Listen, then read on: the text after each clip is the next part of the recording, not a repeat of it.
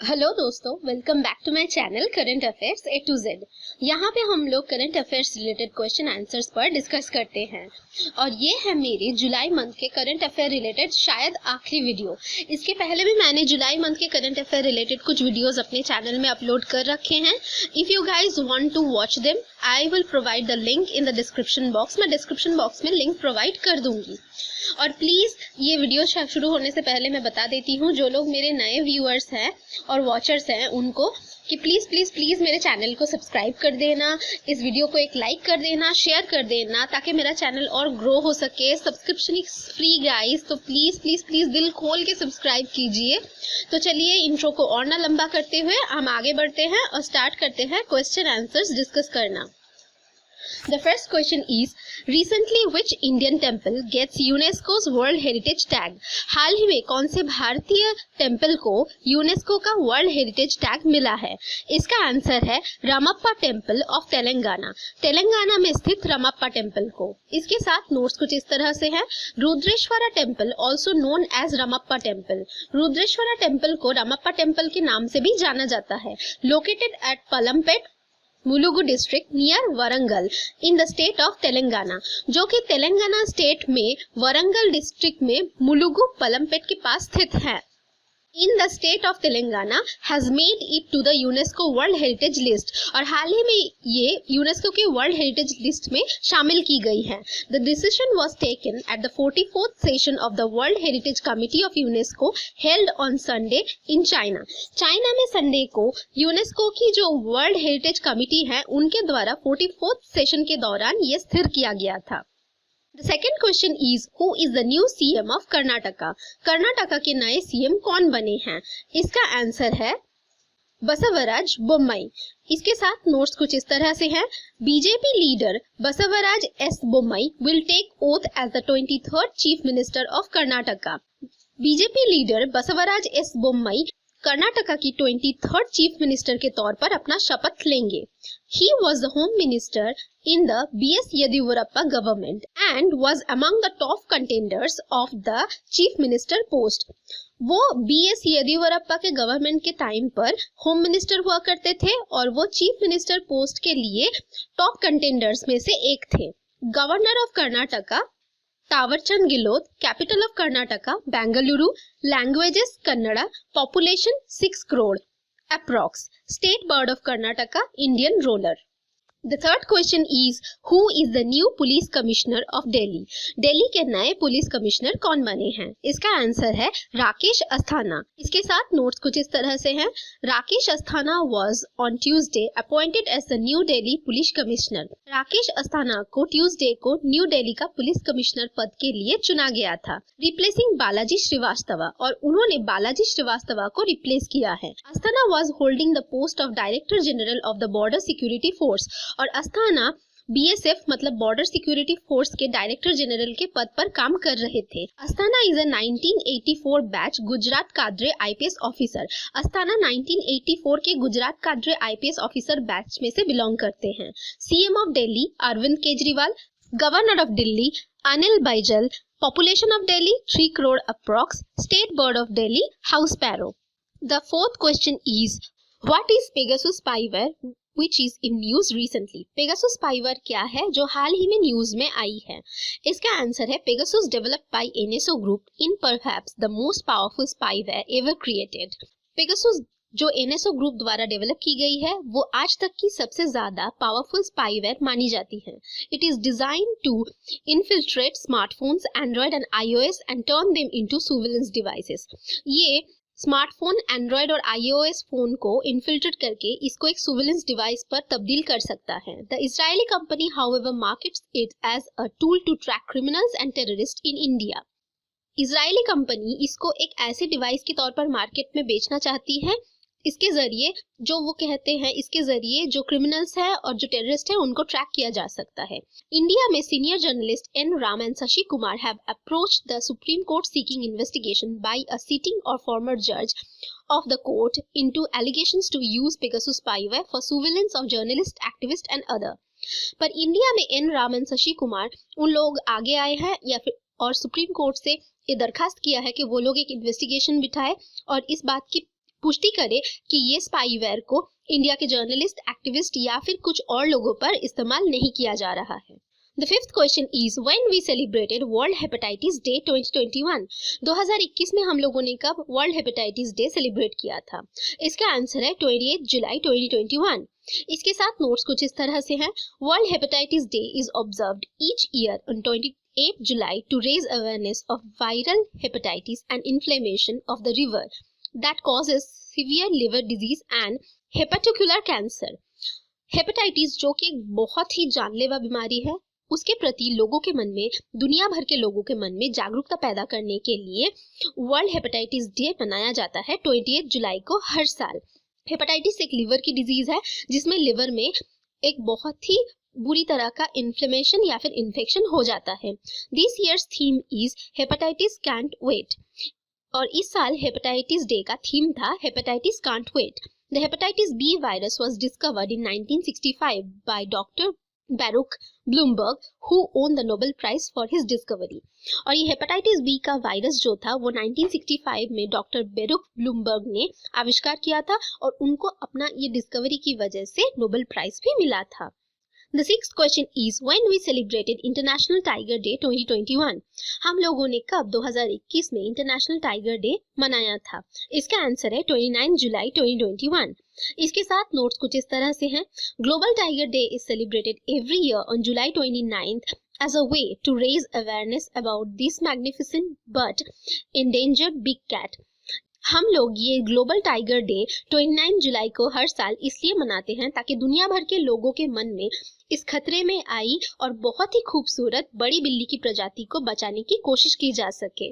The day was founded in 2010 और ये day पहली बार 2010 में मनाया गया था when the 13 tiger range countries came together and created T*2, the global goal to double the number of wild tigers by the year 2022।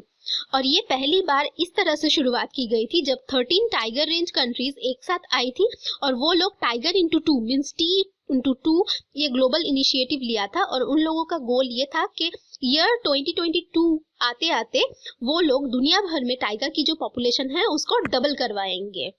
The seventh question is which Indian weightlifter ended 21 years wait for weightlifting medals at Tokyo Olympics?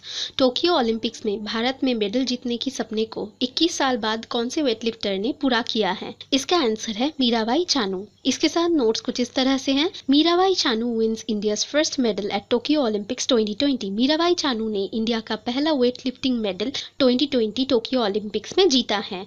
When one of India's greatest moments in weightlifting was being hoisted into reality by the legendary Karnam Malleswari at the Sydney Games in 2000। और इसके पहले एक legendary moment ऐसा आया था जब कर्णम मल्लेश्वरी नाम के एक वेटलिफ्टर ने 2000 के सिडनी गेम्स में इंडिया के लिए ये पदक जीता था। The state of Manipur was lying the ground for their own moment in the sun albeit 21 years later। Manipur की स्टेट को 21 साल बाद ये बहुत ही ऐतिहासिक दिन मनाने का मौका मिला है। The 8th question is which Harappan site in India recently has been included on the UNESCO list of World Heritage Site? हाल ही में हरप्पन सिविलाइजेशन के कौन से साइट को यूनेस्को की वर्ल्ड हेरिटेज साइट लिस्ट में जगह मिली है? इसका आंसर है धोलावीरा। इसके साथ नोट्स कुछ इस तरह से हैं। Dholavira which is one of the 5 largest Harappan sites. Dholavira 5 Harappan सबसे बड़ी साइट्स में से एक मानी जाती है। Is believed to be one of the grandest sites of the time and is the most important astrological site belonging to the Indus Valley civilization that is located in present day India, Gujarat. अब India में गुजरात में स्थित ये Indus valley civilisation की एक बहुत ही great और इम्पोर्टेंट आर्कियोलॉजिकल साइट में से एक मानी जाती है। Dholavira has been inscribed on the UNESCO list of World Heritage Site during the ongoing 44th session of World Heritage Committee of UNESCO on July 27। जुलाई 27 में यूनेस्को की जो 44th सेशन हो रही थी उसी में धोलावीरा को ये जगह मिली है। The 9th question is who launched academic bank of credit recently. हाल ही में किन्होंने एकेडमिक बैंक ऑफ क्रेडिट का लॉन्च किया है? इसका आंसर है पीएम नरेंद्र मोदी। इसके साथ नोट्स कुछ इस तरह से हैं। PM launched an academic bank of credit that will provide students with flexible options for entry and exit in higher education. PM Narendra Modi ने हाल ही में academic bank of credit launch किया है जो कि स्टूडेंट्स को हायर एजुकेशन के लिए इजीली एंट्री और एग्जिट दिला पाएगी। Multiple entry and exit will help student break away from the shackles of sticking on one stream. और इसकी वजह से स्टूडेंट लोग जो एक ही स्ट्रीम में फंस कर रह जाते थे उससे उनको छुटकारा मिलेगी। One can select their courses and can exit if they are not interested. इसके तहत जो स्टूडेंट्स पहले एक स्ट्रीम सिलेक्ट कर चुके थे वो अगर उसमें कंफर्टेबल ना हो तो अलग स्ट्रीम भी सिलेक्ट कर सकते हैं। The 10th question is who is the new prime minister of Lebanon. Lebanon के नए प्राइम मिनिस्टर कौन बने हैं? इसका आंसर है नाजिब मिकाती। इसके साथ नोट्स कुछ इस तरह से हैं। Billionaire businessman Najib Mikati was appointed as Lebanon's new prime minister. Billionaire businessman Najib Mikati को हाल ही में लेबनन के नए प्राइम मिनिस्टर पद के लिए चुन लिया गया है। His appointment comes just 11 days after शाद हरीरी रिजाइंड। शाद हरीरी जो पहले प्राइम मिनिस्टर हुआ करते थे उनके रिजिग्नेशन के 11 दिन बाद ही उनको अपॉइंट कर लिया गया है as prime minister. Following 9 months of political deadlock and dispute with President Aoun and his son-in-law MP Gibran Bassil, और ये मुमकिन हुआ है प्रेसिडेंट आउन और उनके son in law MP Gebran Bassil के साथ 9 महीने तक चल रही डेडलॉक और डिस्प्यूट के बाद। Capital of Lebanon Beirut, currency of Lebanon Lebanese pound, population of Lebanon 6.5 lakhs approx. The 11th question is when we celebrated World Nature Conservation Day 2021। 2021 में हम लोगों ने कब world nature conservation day celebrate किया था? इसका आंसर है 28 जुलाई। इसके साथ नोट्स कुछ इस तरह से हैं। The day recognizes that a healthy environment is a key foundation to a stable and strong society. The main reason for celebrating this day is to conserve animals and plants that are going extinct from the natural environment। ये day हम लोग इसीलिए मनाते हैं ताकि हम ये जान सके या फिर लोगों के मन में ये जागरूकता पैदा कर सके कि एक हेल्दी एनवायरनमेंट स्टेबल और स्ट्रॉन्ग सोसाइटी का फाउंडेशन है। और ये डे मनाने का मेन रीज़न ये होता है कि जो भी प्राणी अपने कुदरती वातावरण से धीरे धीरे विलुप्त हो रहे हैं उनको कैसे बचाया जा सके। The 12th question is Which ministry has announced 27% reservation for the OBCs and 10% for EWs in the medical students? कौन से मिनिस्ट्री ने हाल ही में ओबीसी के लिए 27% और मेडिकल स्टूडेंट्स के लिए 10% का रिजर्वेशन अनाउंस किया है? The answer is the union health ministry. इसके साथ नोट्स कुछ इस तरह से हैं। It would benefit every year nearly 1500 OBC students in MBBS. यह हर साल 1500 ओबीसी स्टूडेंट्स को एमबीबीएस में हेल्प करेगी और 2500 सच स्टूडेंट्स इन पोस्ट ग्रेजुएशन, और पोस्ट ग्रेजुएशन में ऐसे ही 2500 स्टूडेंट्स को हेल्प करेगी। And around 550 EWS students in MBBS, और एमबीबीएस में ऐसे ही ईडब्ल्यूएस स्टूडेंट्स 50 इसके तहत बेनिफिट पाएंगे। And around 1000 such students in post graduation, और पोस्ट ग्रेजुएशन में ऐसे ही 1000 स्टूडेंट्स बेनिफिशियरी रहेंगे। The AIQ was introduced in 1986, और ये AIQ 1986 में इंट्रोड्यूस हुआ था under the direction of the supreme court to provide for domicile free merit based opportunities to students from any state to aspire to study in a medical college located in another state. और इसका काम होता है, ये supreme court under पहली बार इसका introduction हुआ था, और इसका काम था कि दूसरे स्टेट के जो स्टूडेंट्स हैं वो अपने स्टेट से बाहर जाकर जो बेटर फैसिलिटीज़ वाले कॉलेज होते हैं उनमें एस्पायर कर सके या फिर अपना जो टैलेंट है उसको दिखा सके, खुद कुछ बन सके।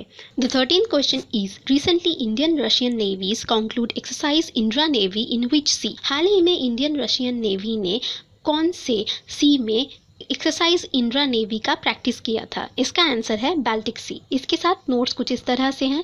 The navies of India and Russia concluded the 12th edition of the biennial exercise Indra navy in Baltic sea. हाल ही में इंडिया और रशिया के नेवी ने 12th edition biennial exercise Indra navy का प्रैक्टिस किया था बाल्टिक सी में। The maritime exercise took place over 2 days and include various facets of fleet operation such as anti-air firing, underway replenishment drills, helicopter OPS, boarding drills and seamanship evolution। और इस maritime exercise में conclude थे various fleet operations जैसे कि anti air firing, underway replenishment drills, helicopter OPS, boarding drills and seamanship evolution जैसे करतब। The 14th question is which country becomes first nation to give third COVID vaccine shot to people over 60? हाल ही में कौन सा देश वो पहला देश बना है जो 60 के ऊपर मतलब 60 साल के ऊपर के लोगों को कोविड का थर्ड डोज देना स्टार्ट कर चुकी है? इसका आंसर है इजराइल। इसके साथ नोट्स कुछ इस तरह से हैं। Israel become the first nation to announce that it will give booster dose to prevent कोविड-19 infections among vaccinated people. Israel वो पहली कंट्री है जिसने ये घोषणा किया था कि वो अपने कोविड-19 का बूस्टर वैक्सीन देगा लोगों को ताकि वो कोविड-19 को और भी अच्छे से प्रिवेंट कर सके। The move is also seen as an effort by the Israel government to slow the spread of the delta variant. और जो इजराइल की गवर्नमेंट है उनके द्वारा डेल्टा वेरिएंट का जो स्प्रेड है उसको रोकने के लिए ये एक प्रयास है।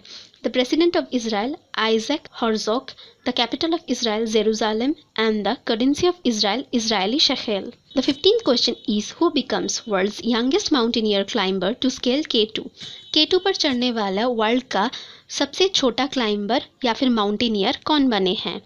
The answer is Shehroz Kashif. इसके साथ नोट्स कुछ इस तरह से हैं। A 19-year-old Pakistani climber become the youngest person in the world to reach the summit of K2।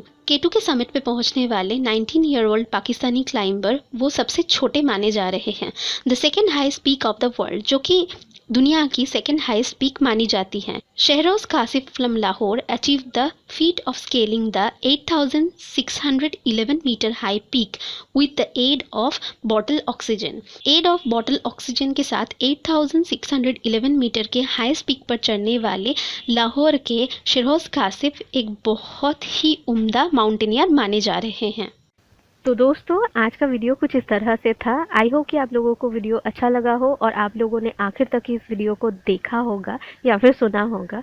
और ये क्वेश्चन आंसर्स अगर आप लोगों को अच्छा लगे, इन्फॉर्मेटिव लगे तो प्लीज़ प्लीज़ प्लीज़ मेरे वीडियो को एक लाइक कर देना। एक लाइक में क्या आ जाता है, प्लीज़ लाइक कर देना और मेरे चैनल को सब्सक्राइब करना। और प्लीज़ अगर कुछ आप लोगों को कहना हो, अच्छा लगा हो, बुरा लगा हो, नीचे कमेंट सेक्शन में ज़रूर बोलना।